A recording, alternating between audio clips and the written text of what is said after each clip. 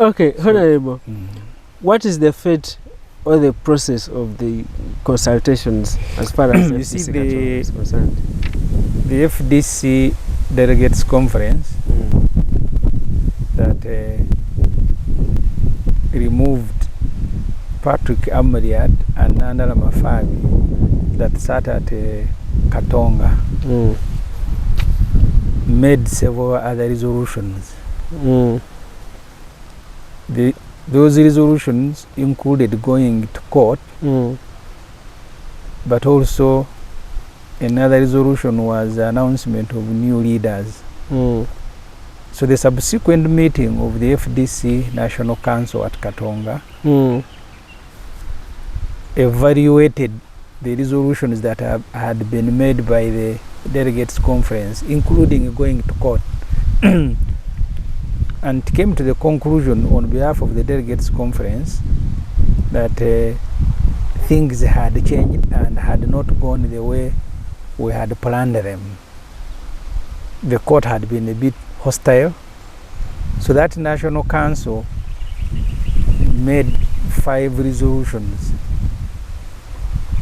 regarding the future of the FDC. The first resolution was to go to Najanankumbi and reconcile with them that we believe was compromised by Museveni. The second resolution was to start a new political party. The third resolution was to prop up one of the smaller parties. We go and energize it.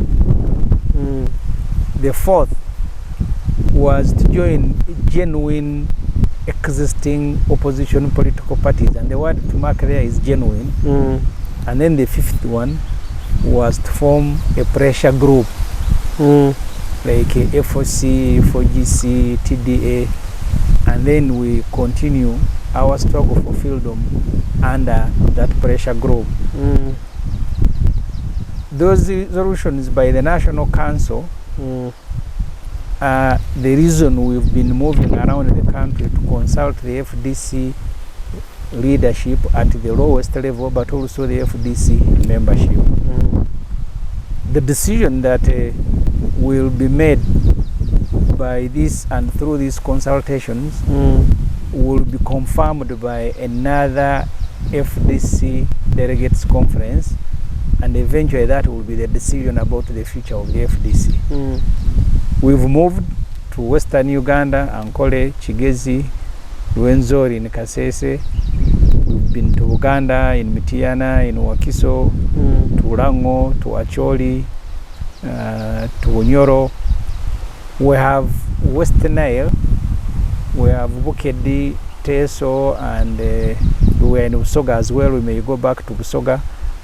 We are now at the tail end of these consultations, and then we will convene a National Delegates Conference at which we will present the views of the FDC leaders and members all over the country where we have been. At that stage, we will announce what the Delegates Conference will decide, but it will be just a matter of ratifying what the consultations has come up with.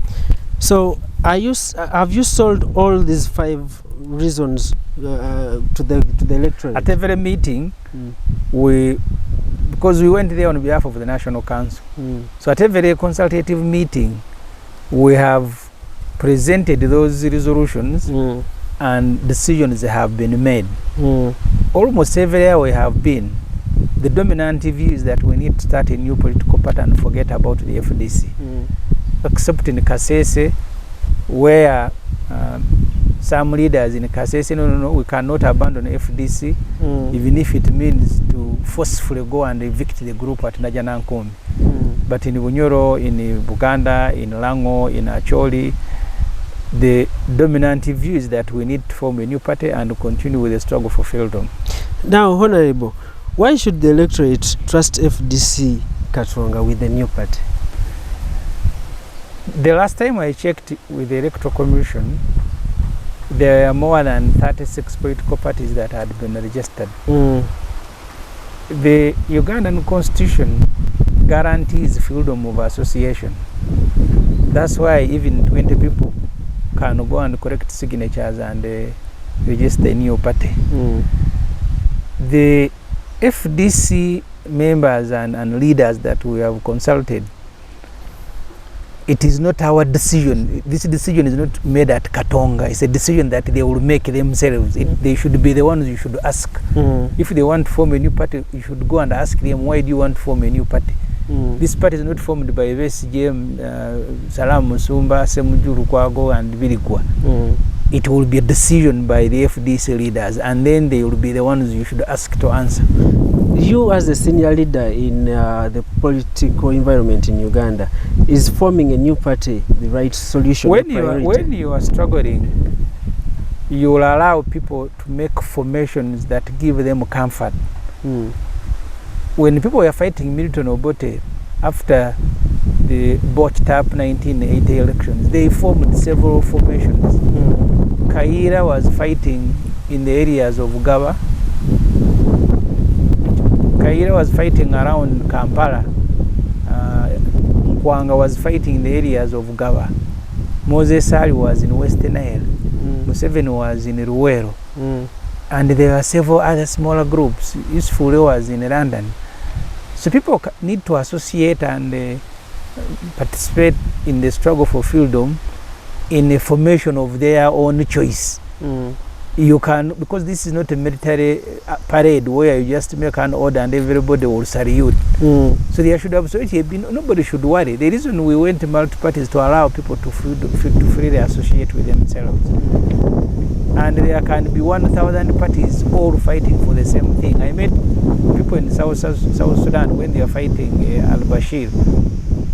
They had several groups. That's why even after defeating Bashir, the divisions continued between Riek Machar and Salva Kiir. That's human nature.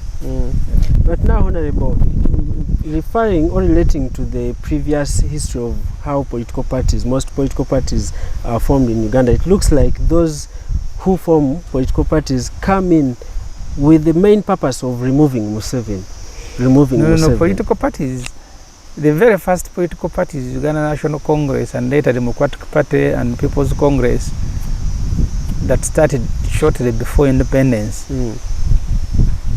they were not formed to remove Museveni because he did not even exist. If he existed, he was a child. In 1980, parties that participated in elections included UPC, DP, UPM, and CP. So parties are not formed to remove Museveni. Because even after Museveni's departure, even when all of us are dead, there will be parties. But I think Museveni first is a legitimate target by people who are in parties, but he should be a legitimate target by everybody in Uganda, including the media and the civil society. When you are faced with a situation of a leader 44 years in power messing up the country, in fact his removal becomes a item number one on our agenda, because there is no way you will sort out the country when Museveni is still there. So he's a legitimate target that people who are forming political groups, one of the purposes to remove Museveni, and I have no apology to make.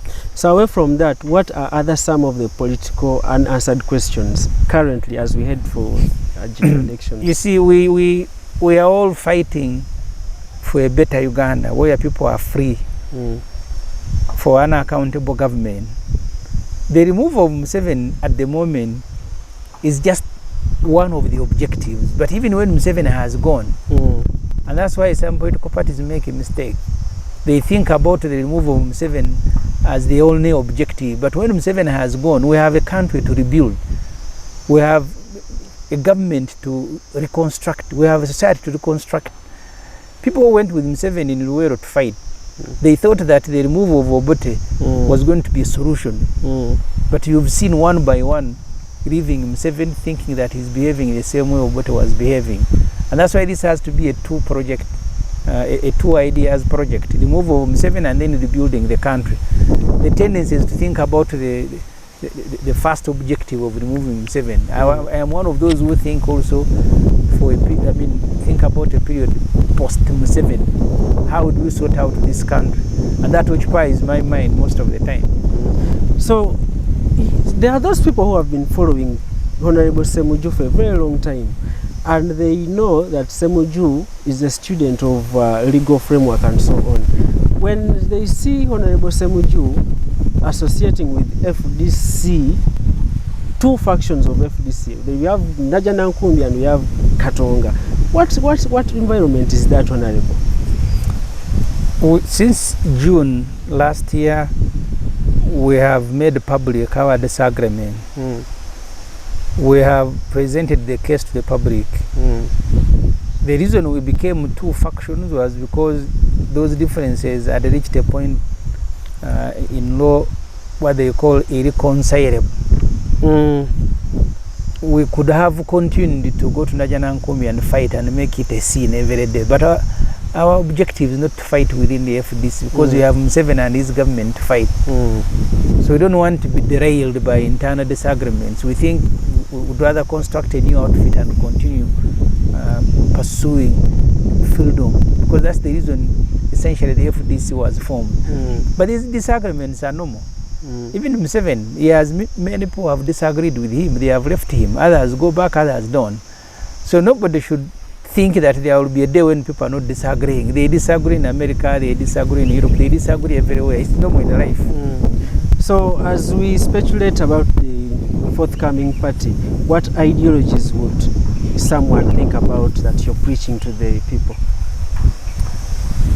You see, the objective for which the FDC was formed, and the same objective many political parties pursue, the objective of good governance, one accountable government, peaceful transfer of power, democracy and democratic institutions. Those are the overriding objectives of many of the political parties in Uganda. And I don't think we are going to spend sleepless nights thinking of ideology, whether I want to be a center-left, whether I want to be so the main objective, because the quarrel in Uganda is not so much about the ideology, so much about the administration. And that's why you can see people who pursue the same ideology also disagreeing. The direction, there are not many people who disagree on the direction of the country, but they are disagreeing on the how. So, Honorable, in the pursuit of strengthening internal democracy within the FDC or the anticipated party, because right from the formation of reform agenda, FDC and so on, there have always been disagreements, and it returns out to be irreconcilable, as you have said. So now, how will this be addressed? There will be disagreement even in the new party. How you process them is what is important. The reason we separated with our colleagues was because all the constitutional avenues through which you can resolve conflicts, they undermined them and threw them through the window, including elections. Because I campaigned for General Muntu. First time Muntu was contesting against Besigye, I supported Besigye. We lost elections, but we continued. I supported Nganda Mafabi against Muntu. We were defeated by Muntu. I didn't leave FDC. As long as the party continues to follow the constitution, disagreements are normal, and nobody should tell you that when we form a party there will be no disagreement. There will be disagreement even in this and any other party to come. But when you subject those disagreements or you subordinate them to a constitutional order, that's what everybody must be pursuing. But to disagree is normal. But then when you disagree, you get rid of the constitution. That happened under Nganda and Amuriat. I have told you, I campaigned for Nganda, we lost elections to Muntu. I campaigned for Besigye, we defeated Muntu. So this is not the first time that the FDC is disagreeing or the FDC is facing elections. But when you don't subject and subordinate the disagreement to the constitution, then it means you no longer have a party. With the coming of other political parties like the National Unity Platform Party, and of recent we heard of PLOU, the pressure group, which we don't know their fate. So how are you going to strengthen the grassroots, the base of the grassroots in terms of FDC? Because we see it's as if it's no longer. You see, the National Unity Platform was registered around 2020. it, at least by the official results, became the main party. There is nothing that will stop another party from emerging and it becomes the main party and even the ruling party. There are not so many, I mean, they are not so, we don't have very strong sentiments about a particular political party. The same following that Dr. Kizza Besigye enjoyed was the same following the Honorable Kyagulanyi enjoyed. So I am not one of those who think that there are many parties in Uganda that when you form a new one, there will be no subscribers. It will depend on how you market that political party. Where we are now, every political competition in Uganda is a referendum until Museveni has gone. A referendum between those who support the status quo and those who want change. The ordinary people will choose a political party and a leader who they think offers the best opportunity to defeat the status quo. And that's what every party should be striving for. What signs are you people trying to show when it is Dr. Kizza Besigye being fronted as the person spearheading there is the nobody who has fronted Dr. Besigye. We have gone to meetings. It is you media who have decided to profile it that way. So it is the media? We do not stand anywhere and tell you that this is about Besigye. But when you see Besigye, you think it is about him. And that's your decision.